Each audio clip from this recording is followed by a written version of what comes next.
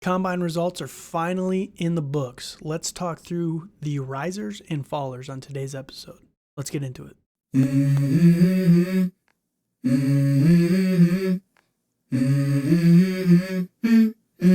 Let's go. Hey guys, welcome back to another episode of Dynasty After Dark. We're your hosts, Calvin Timms and Dale Terry.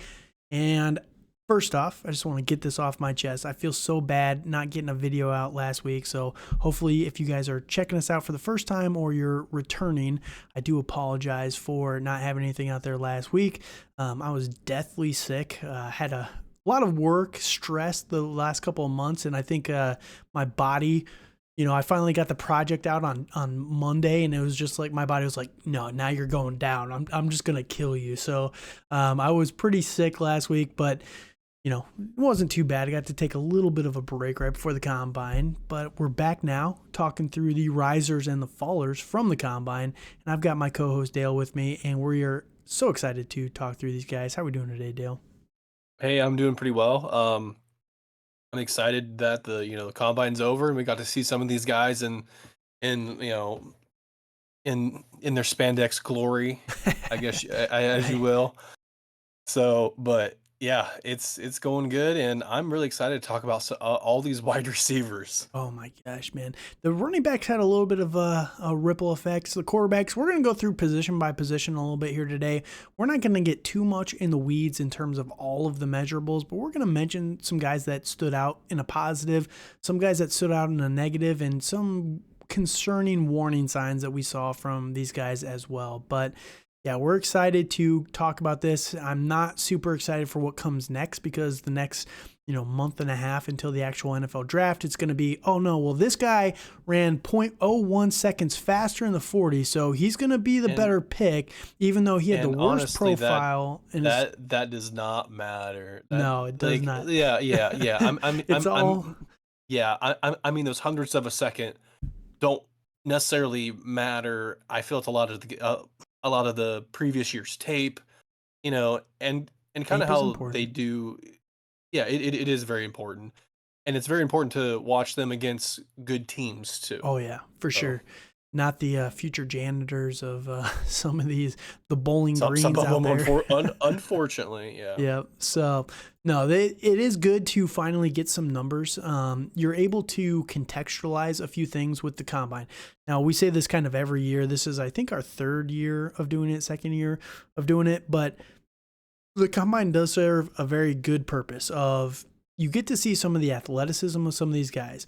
You get to see how they handle some of the prime time stress because the combine has become such an event for the NFL that there's a lot of pressure around it. And it does really impact guys' draft stock. If you really bomb it, there's a lot of interviews behind the scenes that we don't really get to see how any of that takes place. But it's a very stressful couple of days. I've talked to, used to live just north of Indianapolis where the combine actually is taking place. I was actually, my brother-in-law is a doctor who worked down there at the hospital one year when the combine was rolling through. And he's like, the amount of stress that these guys go through is they wake up, they fly into town. They get there, let's say they get there on a Monday. Monday afternoon, they are getting testing done, medicals, right? Monday evening, they're probably going to meet with their agents or a couple of team reps, something like that. The next day, they have pretty much an entire day of interviews with teams that want to see them and talk to them in person and kind of quiz them behind that. Then the next day, you've got your measurements and the media day and the interviews to all the public, and then the next day you're just there and you have to be ready to perform physically if you are doing any of the testing and all that stuff. And it's just a very grinding 3 or 4 days where there's a lot of stress. They don't get a lot of sleep, and that's the number one thing that people have complained about is like, oh, we don't really get to sleep that well, and then we're being judged off of our kind of deprived performances essentially. So take it with a grain of salt, but it is good to see if these guys can perform positively, that what they can do and how that's going to impact them going forward. So anything else, Dale, before you want to jump into this? Let's go and dive in. All right. And then we do have another episode we're going to be coming out with this later this week. And we're going to probably be talking through a few of the free agents that are going to be coming up. This week we're going to be talking through the draft rumors. We're going to go through a lot of the news stories, how likely it is that we think some of these things are going to happen, the implications of some of that stuff is going to be. So if you want to hear our takes on some of that, how it's going to impact your dynasty players, and who you should be going to try and target now, try and target later, sell high, buy low kind of thing. Come back for that episode later on Friday, and that'll be a fun one to talk through some of that stuff.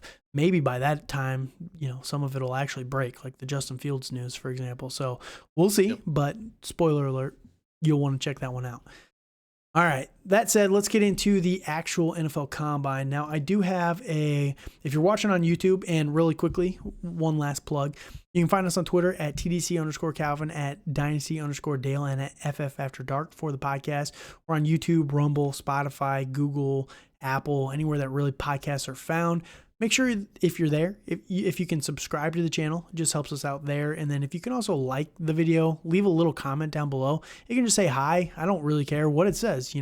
It takes you guys 5 seconds to leave a comment, and it would mean a lot to us to just get a comment down there to help us with the algorithm. But also, we want to hear from you guys. So, we want to hear your guys' feedback and what your guys' thoughts are on any of this. So, it's always fun to interact with you guys at home. So just leave a little comment down below. Find us over there, Dynasty After Dark, YouTube, Spotify, Google, like I said, anywhere that podcasts are really found. So that said, we're going to jump into it with the Combine results. And if you're on YouTube, you can see a little nice table here with a lot of the players. And I was kind of looking through some of them, but we're going to start with the quarterbacks.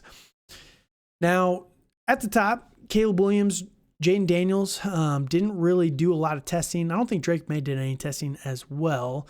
None of the top guys ran a 40 at all. Well, I will say something on this.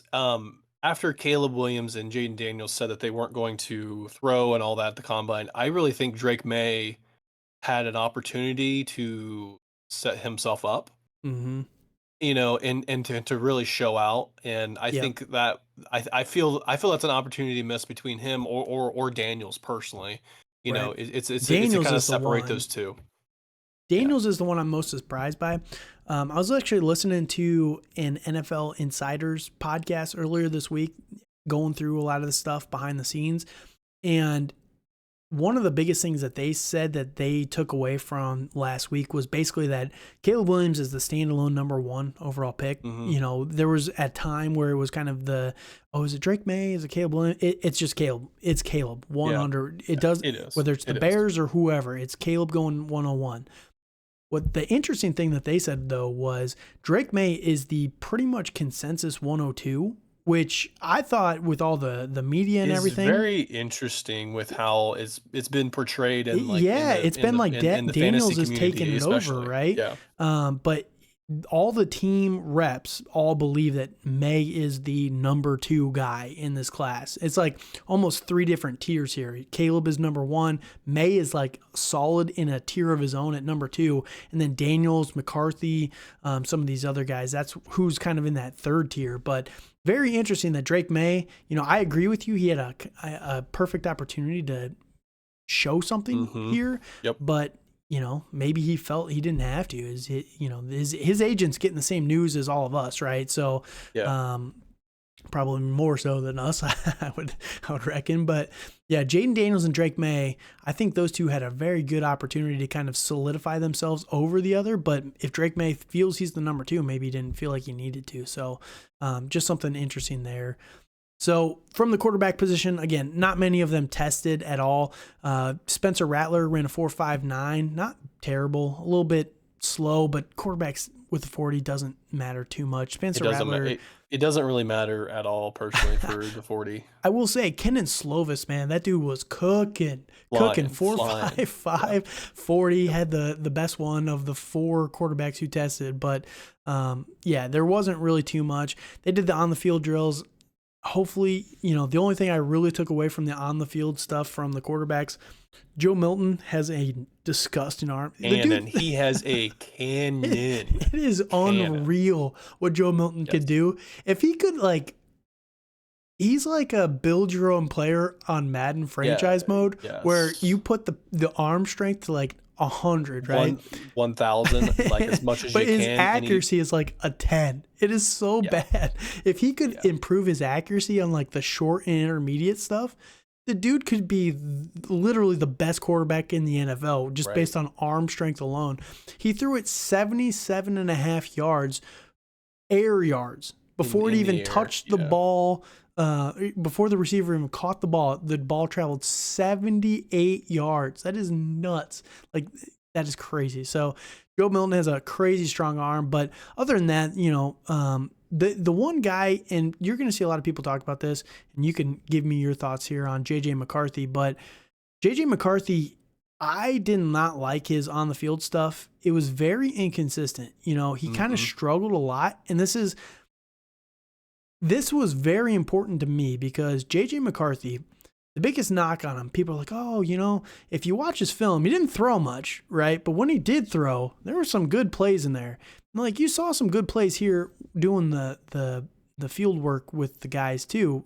And again, there's no camaraderie between these guys and the receivers for the most part, right? They don't have any experience with each other. They don't really know their timings and everything like that. But at the same time, J.J. McCarthy, the biggest red flag for me is we didn't see him throw, right? And now here's your perfect opportunity to go out there and show everybody, oh yeah, I'm actually like a really, really good quarterback. And I don't think he did that. And there's going to be a lot of people that are going to downplay it, like, oh, but he still has it on tape, in the actual games. Yeah, but this is the same argument that they hate Fields for, right? Like, when it's a run first team, and you don't know when McCarthy's actually going to throw the ball, you're actually scheming to throw the ball. You know what I mean? Like it's kind of reversing of Mahomes. You're scheming the run. Like, oh, they're not going to stop the run because they're so worried about Patrick Mahomes throwing on them. Well, they're so worried about the run game that McCarthy can kind of pick and choose when he wants to make those nice throws on tape, right? When it's just him throwing, man, I don't love it. I do not love it. So just something, you can give me your thoughts now on McCarthy. What'd you think? Yeah, it's for McCarthy. I thought he had an okay combine. I think it's very interesting to see that like he throws the ball almost as hard as Joe Milton can. Yeah. He throws like Baker. That's who he reminds me of. Yes, Baker threw it like a million miles an hour.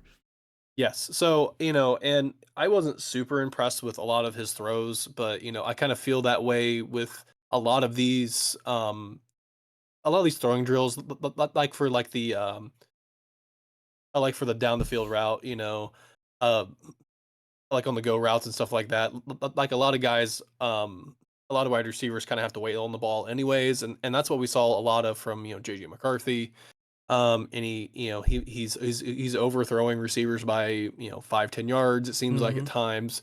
But I also think too it was probably like a little bit of the nerves.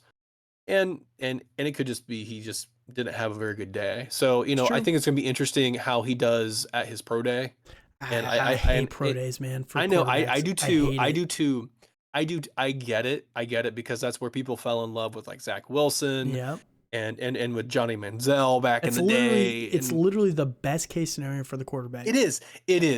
But honestly, I feel that if you're an NFL quarterback, like you're going to have some connection with those guys at a certain point. Yeah. And I mean in typically like you're going to have the first some odd plays schemed up anyways in the game. So yeah.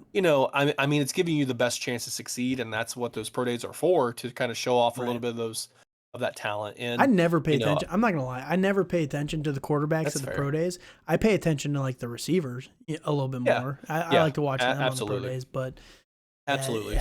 Man. So overall for the quarterback class, like there was nobody that really stood out. Everybody was kind of, it was okay. Like it was all right. Yeah, the one guy, and again, so pre combine, Caleb was our number one. May and Daniels 2 and 3, kind of flip flop there. We had a little bit of a gap. Penix and Nixon are 4 and 5. I think Bo Nix was fine here. He didn't really hurt himself, didn't really help himself. He was just steady, and that's kind of what I get from Bo Nix. He's kind of a steady type of guy. The one guy, and I was talking to Dale about this a little bit beforehand, I think Rattler had a good week. I think he jumped up a lot. And before, he was my number 9 quarterback. I moved him up to 6, and I did move him ahead of J.J. McCarthy.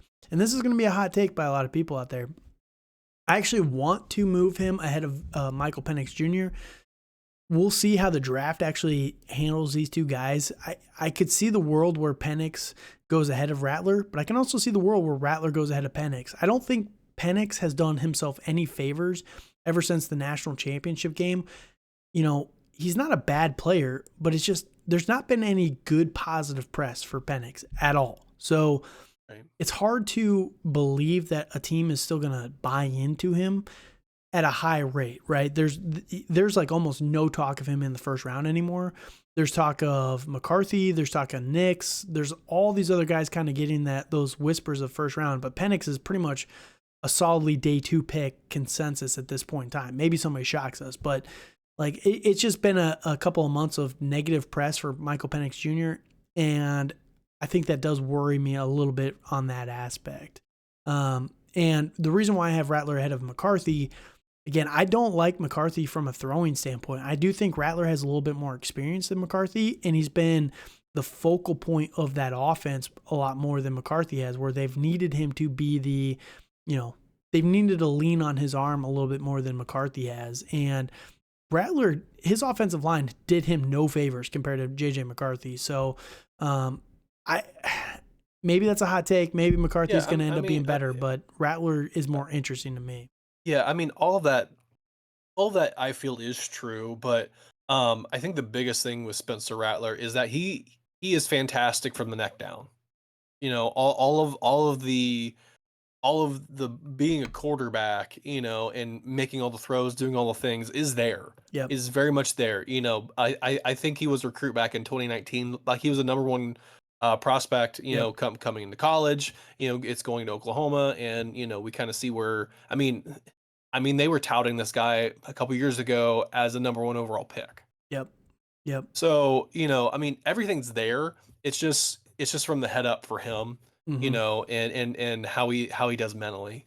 Yep. And, you know, that's my biggest concern. And that's the biggest thing I have in the discrepancy between him and Penix. Like, I know Penix can do all that stuff and to make the best decision that he can.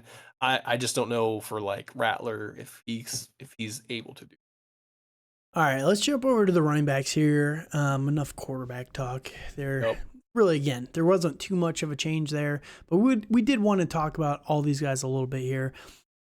For me, there was a pretty big change at running back. Trey Benson is now my locked and loaded number 1 overall quarterback or running back here.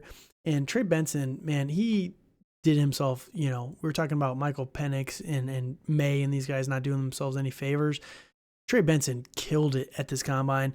You know, he had a 4.39 40 he came in at the perfect, you know, prototypical size, 6 foot, 216, 4.39, good size.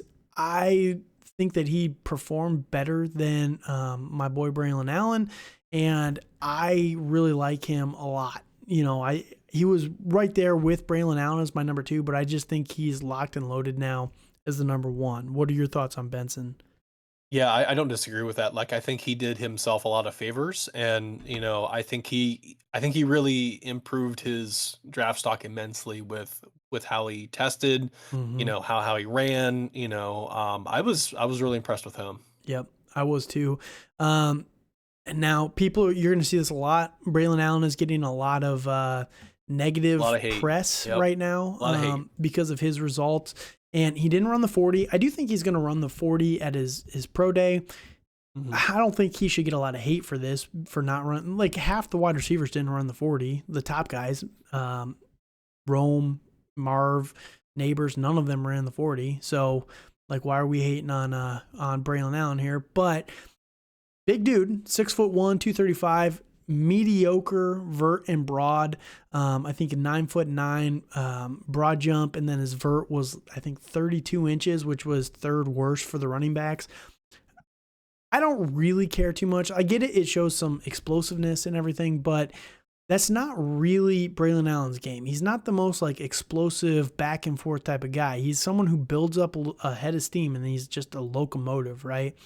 I don't think it matters too much there, but I'm going to be interested to see what his pro day does show. If he does any testing at the pro day, you know, and what that's going to do to his draft stock as well, if teams are going to be put off by it. But he is the biggest running back in this class in both size and weight, like height and weight. And I mean, if you look at him at the combine, he is not fat at all. Like he is a lean 235, very, very lean. So going to be interesting to watch what happens with him and his draft stock as well. What are your thoughts on Allen? Yeah, I don't really. I think it was kind of like a net neutral for him. Sure. I mean, People that hated him still hate him, right? Yeah, I mean, unfortunately, a lot of other guys did better, and Right. I think that's gonna. I think that's gonna push him down. I kind of think a lot of the tape last year is gonna push him down. Right, it's people's ranks because of how he did. Sure. So I think it was okay. Like it wasn't right. spectacular, it wasn't great. It was kind of meh. So. Right. Blake Corum, everybody's favorite. He was okay at this.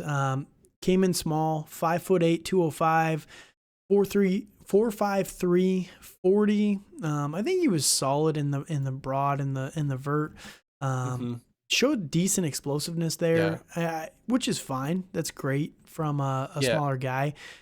Same concerns I still have with him is just his size. I mean, 5'8". Right. Like he is literally Clyde Edwards-Helaire. That is who he reminds me of so much. I more view him like a Doug Martin is how I kind of view him. In that, I think the best thing with Blake Corum is that he's very, very shifty, and I think that's going to serve him very well in the league. On his on his 3-cone drill, he was second. In that amongst the guys that did it, and then for the 20-yard shuffle, he was third. So he's pretty quick, and I think that's I think there's some agility and elusiveness there. I mean, there's not like it's not like groundbreaking speed by any means, but it's solid, and I really think he's going to I really think he's going to solidify himself as a day 2 pick. I did see someone on Twitter. For sure. He's welcome to the Chargers, Blake Corum. Yeah. I did see someone though comparing him to Braylon Allen because he did 27 bench press reps versus Allen's 24. Like, it was 27 and 26, but I think Allen did 10 pounds more, I think is what he did. Oh, really? But dude, that's what I saw or something. Yeah. But again, physics of this, Braylon Allen is a much, much larger person. And anybody who knows anything about weightlifting, the longer your arms are, the much, much harder it is to do to do consistent bench press. Like his arms are so short on Blake Corum. Look at his wingspan. And again, if you're on YouTube, he's got a 70-inch wingspan compared to 76 for Braylon Allen. It is much harder to consistently get the momentum for the bench press if you're a larger human. So I just thought I was like, this is so stupid, man. Why are we doing this? Bench press does not matter for a running back whatsoever. Who cares? But Braylon Allen has gotten a lot of hate, but it is what it is at this point in time. Let's keep going through some of these other guys. Blake Corum is still my number 3 guy. I think he's going to go to the Chargers and have a decent opportunity. I'm a little nervous that he's the next, Doug Martin was okay in the NFL, but he was never elite. Clyde Edwards-Helaire was okay, but, the biggest thing with Clyde was he could never get touchdowns because he was just not strong enough. You know what I mean? Right. That's kind of what I'm afraid of for Blake Corum. The guy that was the biggest riser, though, for me at running back was Jalen Wright. Now, I talked about him a little bit before. Definitely. I talked about him. He was my number 7 guy, and the word that I had written down for Jalen Wright was explosive. And it's Tennessee, man. All these guys are extremely explosive. But, man, Jalen Wright, dude, he had himself a day. And I'm just scrolling down here. You can see he had a 4.38 40-yard dash, which is great for he's 5'11", 210. So he's traditional running back size that you kind of want to see. His vert was 38 inches, which is great. His broad jump was 11'2". Explosive. He was just a very, very quick, shifty guy, and I love to see that from him. So, he made himself, he's going to be a day 3 pick, or a day 2, probably a 3rd round pick at this point in time. Yeah. And he's very interesting to watch which team grabs him, because Jalen Wright, he's like Tajay Spears, only, a little bit with an ACL. That's kind of how I view Jalen Wright right now. Yeah, no, I agree. Like, I think he's the biggest riser that we're gonna see. Like, it's for me, like he's bumped into that tier 1 running back. I mean, I had like 5 or 6 guys in that tier, because it's this running back class is kind of all the same in my opinion. Right. It's a lot of similar. Yep. Yeah, it's very similar, but like I really think he really did boost up his draft stock, and like another guy that I felt that really bumped up his draft stock is Marshawn Lloyd of USC. Yeah, he had a decent day. Yes, he did. So I was pretty impressed with all of his testing. I mean, he seems like a very shifty guy. And I think it's good that he has a. I mean he's 5'9" at 220. Like, that guy's gonna be a freaking beast between the tackles. Yeah, he's a meatball. That's for sure. A couple guys though that had not so great days. Now, really quickly, if you've been watching the podcast, and if you're new, you're going to hear this for the first time, but if you've been listening, my thoughts on the consensus number 1 guy, Jonathan Brooks, at this point. It's Blake Corum or Jonathan Brooks is most people's consensus. A lot of people are saying, oh, he's not that small. He weighed in at 216. Guys, he tore his ACL. He's not really training that much right now. Like, there's no way that he's training that much. That could be a little bit of blubber. You know what I'm saying? Like, his actual play weight is probably not going to be 216. I would not be shocked if it's more around like 207, 208. He's probably got a little bit of weight packed on right now, because he's not really able to do a ton of the cardio that he's kind of accustomed to at running back. So I will say that, but obviously Jonathan Brooks did nothing to help himself. He did nothing to hurt himself, just weighed in and did a couple of interviews and things like that. So just wanted to mention that. Jonathan Brooks, I'm fine being out on, but, it is what it is at this point in time. Audric Estime and Bucky Irvin, a lot of people were talking about these guys, were hyping them up. Bucky Irvin was going crazy about a week ago. Not a great combine at all. He had a 4.56. He weighed in. First off, he weighed in small, 5'9", 192, 4.56. So he's just kind of a smaller guy. He's Blake Corum sized essentially, and only lighter and ran slower. So that's not great. And then when you combine that with his actual on the field stuff, not great numbers at all. His vertical jump was the lowest in the class at 29.5. His broad jump, I think, was also the lowest. No, he was second lowest at 9'7". So everybody hating on Braylon Allen. He beat out Bucky Irvin, and you're not hearing about that at all. But yeah, right. Bucky Irvin just did not, unfortunately, have himself a good week. Maybe he can turn around some of those numbers at his pro day. We'll see what he can do there. I'll let you talk on Bucky, because you were a big fan of him beforehand. Yeah, I was, and I mean, compared to a lot of these guys, he just did not show out. He just didn't seem explosive at all, and like I don't really know what went wrong. I mean, I don't know if I mean the tape can lie, unfortunately. Yeah, it really can. Yep, it's Oregon too, man. It's hard to trust Oregon. It is, and their running backs, and a lot of it's scheme driven, obviously. So, I still believe in Bucky Irving, but I don't think he's going to have anything close to the draft stock that we thought he was going to have. Yeah, he's probably going to be a 4th rounder at this point. Maybe someone takes him in 3rd, but it'd be tough at this point. He would really have to have a good pro day. I kind of doubt. Yeah, I kind of doubt at this point. It just didn't seem to all go together. Now, the other guy, Audric Estime from Notre Dame, and I was joking with Dale about this beforehand, but Notre Dame needs to figure out, they must have like the worst track program in the country because these guys cannot get it going. Now, the one thing that it did bring up, if you go to the NFL website and you track all their, they track all their combine stuff, and they break it up for the 40-yard dash, the 10-yard split versus the 40 itself. And if you go to the 10-yard split, and this is what I was saying to Dale, is very concerning about Estime. The first 10 yards, everyone says, oh, that's the most important because that's what these running backs use, right? And yes, that's 100% true. But a lot of that is form because you're coming from a track form, right? So you're starting down and you have to get up. It's stupid. The 40 makes no sense on how they do it for the combine. But, a lot of that is form. When you look at Audric Estime's form and his 10-yard split, 158, right? You go up to the very first guy or even Bucky Irvin, who, had a pretty poor showing, 154, and he was like 7th.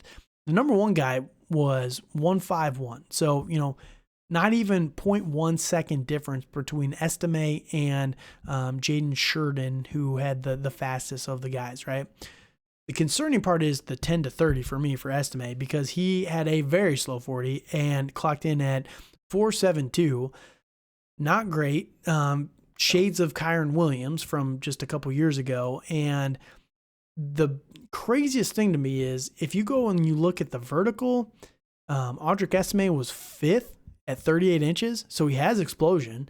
You look at the broad jump and he was 4th at 10'5". Like, he was very good, except in the 40.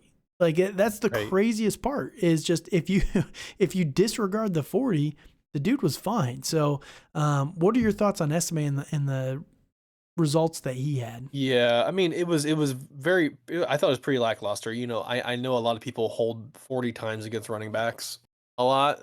And I think that's going to be the biggest shtick for him is that he's not as fast as these other guys. So, I mean, I feel he was going to be a day 3 pick anyways, personally. Right.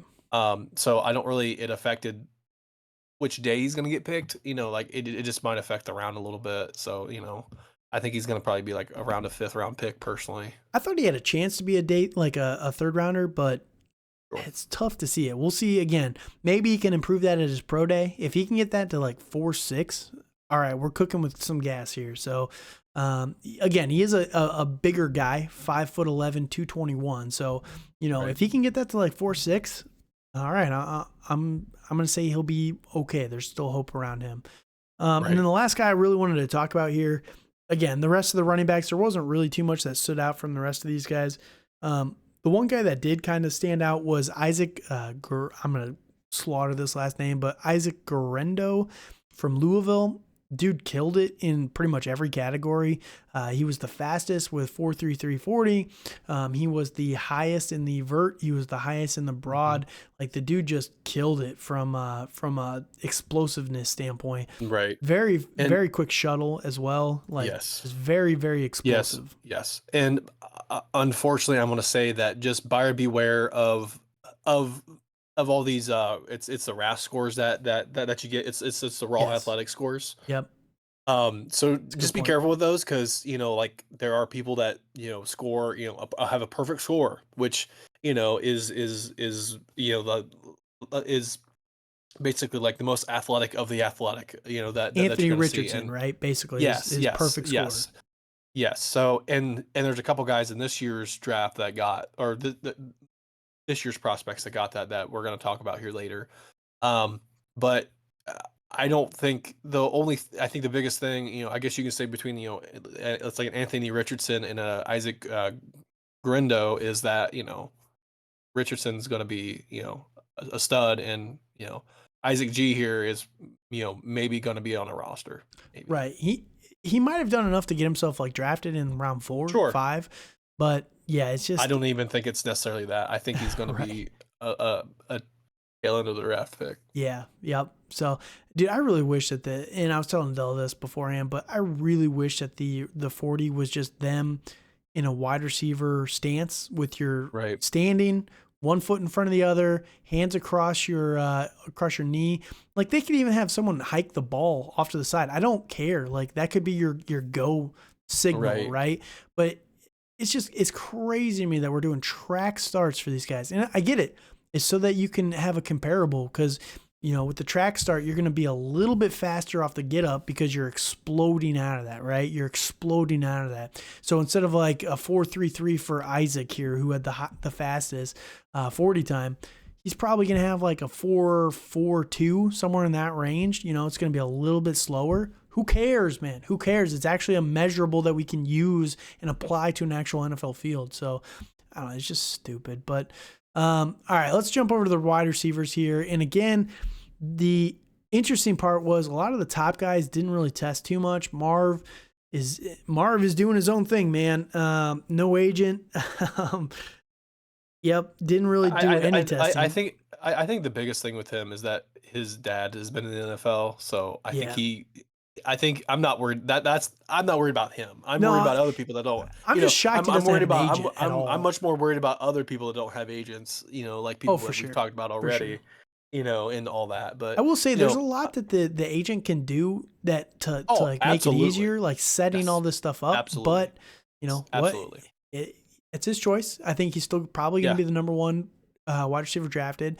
Malik Neighbors did nothing as well. He came out and said he was going to do it all at LSU. Yeah, and on that, I think it's very interesting where it's when guys don't do any measurables at all. Right. I think personally, I think that's very, very concerning because either they're trying to cut weight or do something weird, and it just doesn't seem right because they're already there. I get it. I don't know. For wide receiver though, I don't know why. I'm less concerned at wide receiver than some of the than running back, for example, because you've got such a variety of guys, right? You've got Rome Odunze at 212, you've got Xavier Worthy at 165, you've 165, stopping wet. Come on. Yeah, I know, man. like it just Xavier Leggett is 221. It's like what could he really do that would make people concerned if he's not running the 40? You know what I mean? Like I'm not so concerned that Malik Neighbors didn't do any measurements, but like what's the worst that could happen? He measures in at 5'10", 200. Like who cares really? He's still really, really good. So, I'm less concerned about the receivers, but I do hear that argument as well. So he didn't do any of the testing as well. Rome Odunze didn't do the 40, did a couple of other drills. Really tried to make a name for himself there was the story going around that it was the 3 cone, I believe, where he would not come off the field until he got it down below 6'6", and they didn't let it. Ultimately, he didn't get it done. I guess 6'8". I don't know if that's just because that was his only 2 attempts. Like, because you're only allowed to have two official attempts. So maybe that's something that he's going to do at his 3 cone. But he did believe that he could be the number one guy at the 3 cone. But he's got the shiftiness. He did both cone drills, the shuttle. I don't know why he didn't do the vertical. Kind of odd there, but still, I like. And I was telling Dale this, like the one thing that these guys do is they run the gauntlet, which is if you've never watched the combine. And for some of you probably know exactly what this is, but they start with their back to a coach. Whistle goes, they do a complete 180, catch a ball that's thrown to them by the coach. Then they run down the line. They run down the 40-yard line or whatever yard line it is, and they have to alternate. So catch a ball from your right, catch a ball from your left, catch a ball from your right, left, right, and then the last one they catch it and then they sprint to the end zone, right? The dude, the whole goal of this drill is to stay directly on that line. You are not supposed to drift at all. It shows your composure when running routes, essentially, right? Where you have full control. It was nearly perfect.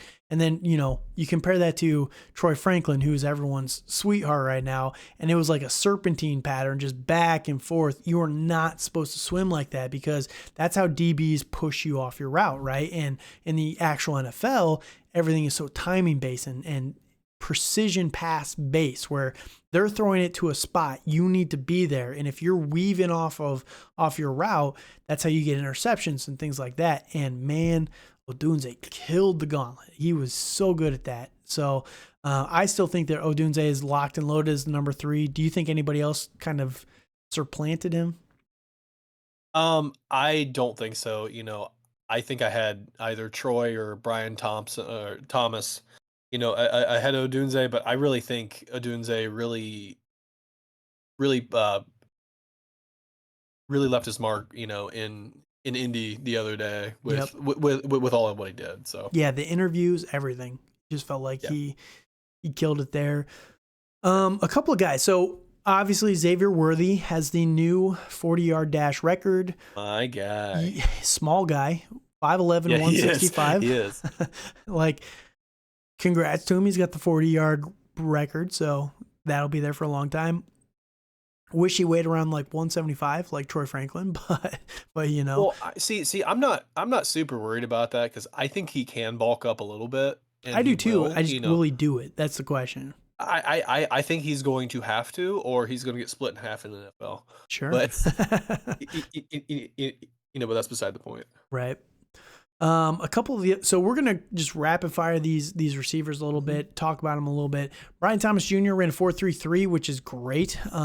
Fantastic. Nobody's talking about Brian Thomas and his speed there.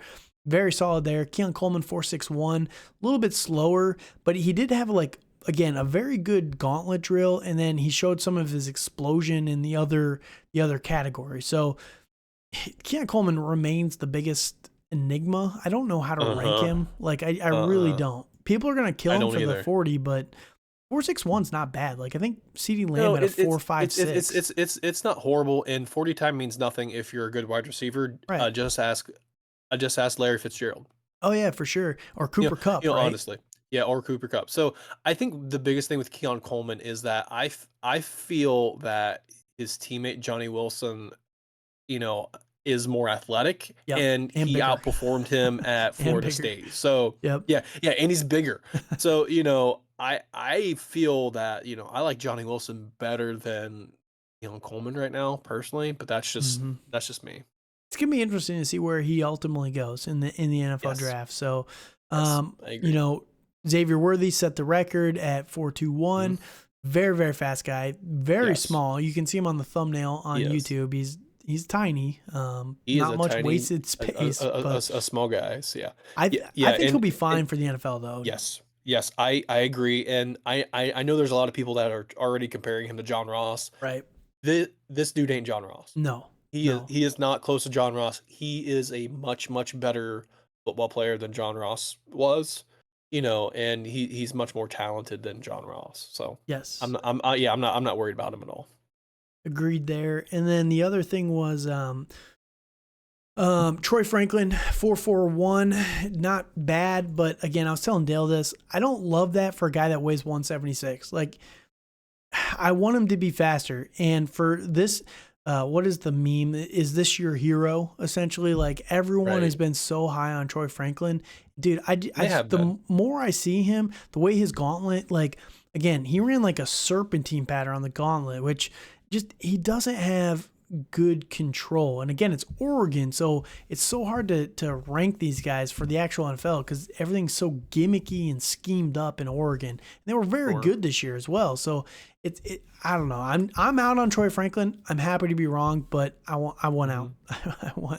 I want out. Yeah, no, I get it. Well, and then someone else that had a really good combine was AD Mitchell.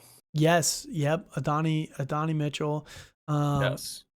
Adonai, however the hell you want to say it. I'm just gonna call him AD. I don't blame you. I don't blame you at all. Yeah, 205, 6'2", 4.34.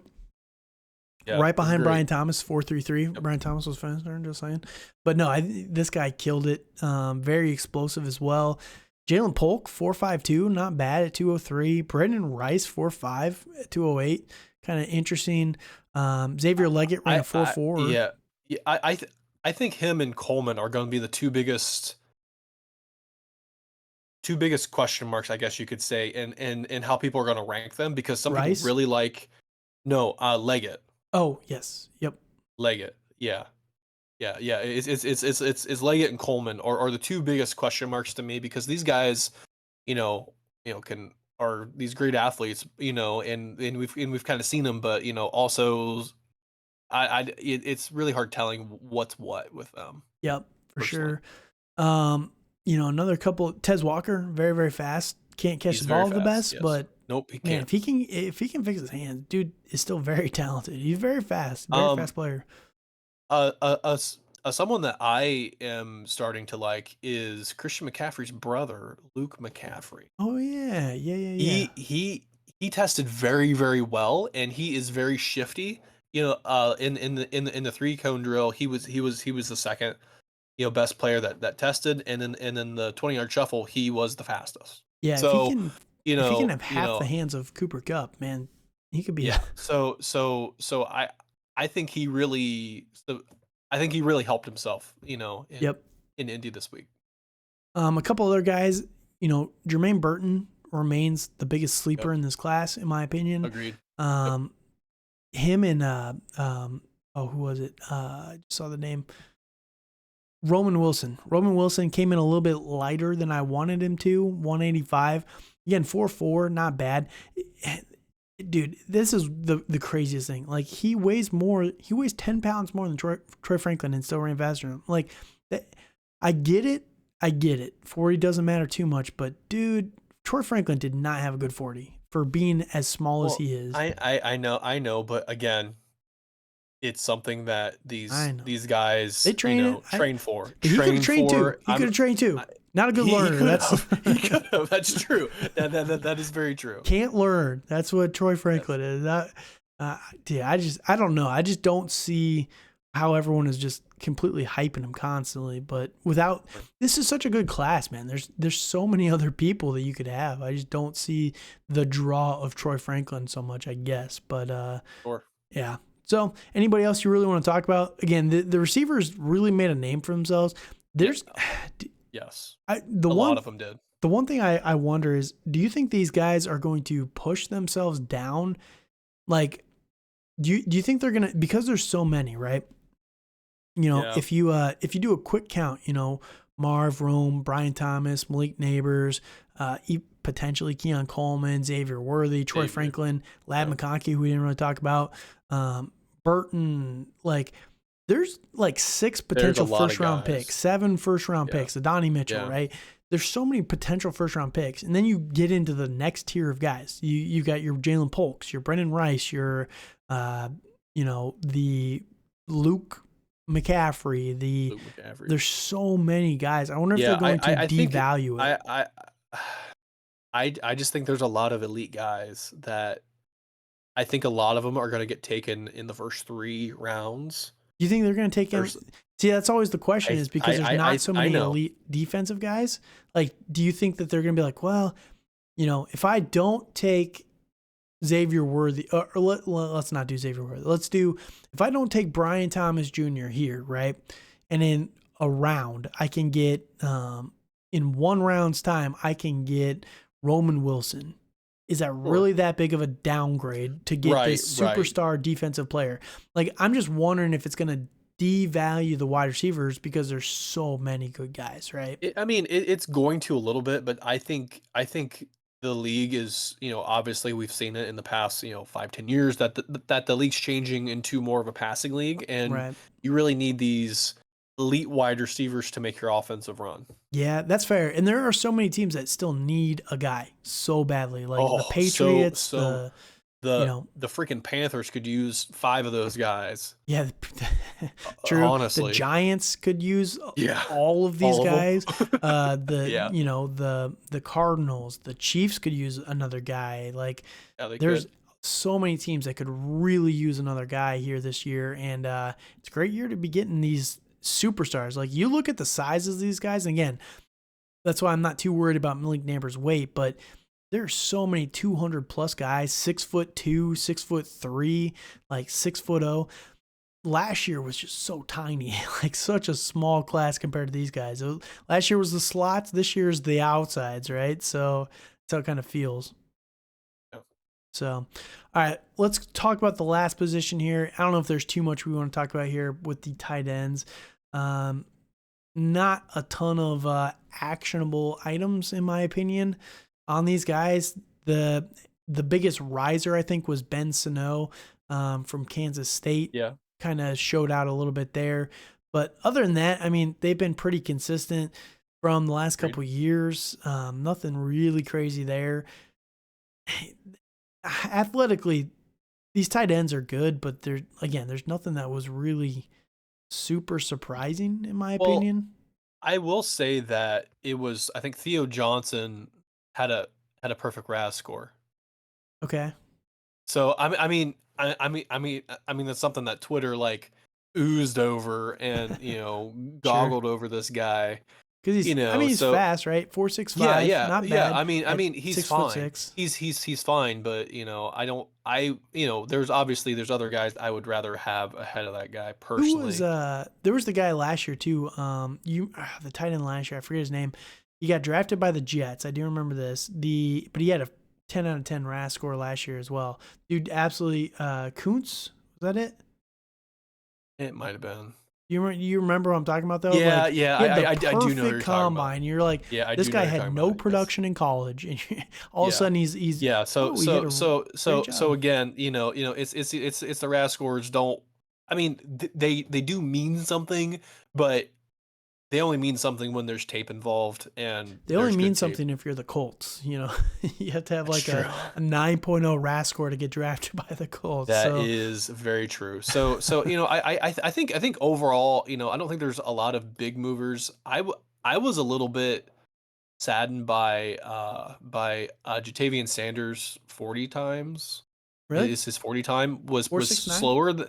Yeah, it was slower than I thought it was going to be. I thought he was going to run a little bit quicker, and be more explosive, overall. He came in bigger, though, than I expected. That's true. His weight on that they were projecting from his college play weight was like 230. So he came in at 245. So I don't know if he just bulked up and that kind of slowed him down a little bit, but I mean, it didn't slow him down too much because he was right in line with all the other tight ends in terms of a 40 time, but he came in much bigger than I think people expected. Expected him to kind of weigh going into this draft or the combine. Right. I mean, so something a little interesting. That's what the one thing again with the pro days and everything to with a grain of salt, right? We saw this with Bryce Young. Exactly, Bryce Young. Didn't weigh in at the combine. Got measured, right? He weighed in at the combine, didn't run the 40, but then decided to run the 40 at his pro day when he was back down to like 185, right? So Bryce Young was cheating the system of, I'm just going to get fat for the combine, do my measurements there, and then not measure at my pro day. And, we'll try and cheat the system where it says that I'm these higher weights and everything, and I'm more explosive than I actually am. So just something to keep in mind there, that you can kind of play it a little bit. So take it all with a grain of salt, but. Yep. All right. Anybody else? I will say Jared Wiley produced pretty well. My guy. He's kind of a little bit of a sleeper in this class, but nobody's paying too much attention to him. But this guy he's kind of fun, man. He's 6'6". He's big. 249. Yeah. I mean, I'm a homer. I still love Cade Stover. I think he's going to be great. I think he's going to be great, and I think he tested really. I think he tested as well as you could, as I could have expected for him. Right. Yep. Not again. Brock Bowers, I don't think did any testing at all. He's waiting for Georgia's. So. Oh yeah. Bowers really doesn't have much to prove. The people that are hating on Bowers is crazy. He honestly doesn't. Like, again, the tape doesn't lie. No, he is dude the had best. 3 years of the best college tight end performance we've ever seen. He's fantastic. And honestly, he's the best overall tight end prospect that we've seen. Yeah. I in my opinion, since Vernon Davis. People are talking about how like in the draft, like, oh, he's gonna make it to like 15 to the Colts. Like, he's not making it to 15. No. I don't think he is either. No. I really don't think he's going to. Everyone is saying like, oh, and I get it. I understand this argument, but again, if you're the Giants at 6, right? you're passing on, let's say you're passing on Rome Odunze because Neighbors and Marv are gone. More than likely, Neighbors is probably there at 6, but we'll see how the draft actually folds out. Let's say you're passing on Rome Odunze for Brock Bowers, right? You can pass up Rome Odunze at 6, and at, 38, you can get someone like, let's say you can get a Donnie Mitchell or a Roman Wilson, or Lad McConkey or Troy Franklin or Keon Coleman, for example. Like you can get that these guy. Other guys, yes. You can you get could for that the Giants, guy. Yes. What's the gap between Brock Bowers at 6 and, Cade Stover or Jatavian Sanders at 38 versus the other way? Very much agree with that, yes. Roman Wilson versus or Rome Odunze versus Roman Wilson, for example, or any of these other guys. Like, right. I don't think that it's crazy to me that everyone's talking about how the Giants' offensive line is bad. The Chargers' offensive line needs help, right? They also need a receiver. Huh. If only there was a position that did both. Yeah. Huh. If only there was an elite player at that position that could do both. Oh, wait, it's Brock Bowers. Like, how did people not think he's going to go 5 or 6? Like, I've heard so many podcasts talk about, oh, he's not even going to be top 10. Like, what are we doing? Like, are you sure about that? Well, sure about I think it's going to be, I will say that a lot of the offensive linemen had showed out. Oh my gosh, they did. They showed out. But the thing is with the Chargers, that's the biggest thing I see is that I wouldn't be shocked if some of these teams in the top 10 take one or two of those elite offensive linemen. And I get it. I understand that argument, but if you're the Giants, right? You cannot take an offensive lineman. You have no weapons. That's true. You have I don't disagree with that, and I think the entire Giants fan base would riot. Oh, especially when you have 2 first-round tackles already, right? Like it's just crazy to me that everyone's like, that's what sucks as a Patriots fan, guys. We have no weapons whatsoever, and we have no quarterback. So it's like, oh, we got to get Jaden Daniels at 3, right? But we have no weapons for him to throw to. Like, none. Yeah. I would love to get Marv at 3, but we can't even do that because then we don't have a quarterback. So it's like, you're damned if you do, damned if you don't, See, Calvin, as a Dolphin fan, I think it's going to be awesome when the Dolphins pick Xavier Worthy and just have a freaking track team. It's going to be amazing, man. I don't know, dude. I'm here for it. I don't think he's going to make it that far. I think the dude's going to be a top 20 pick now, top 18. That's fair.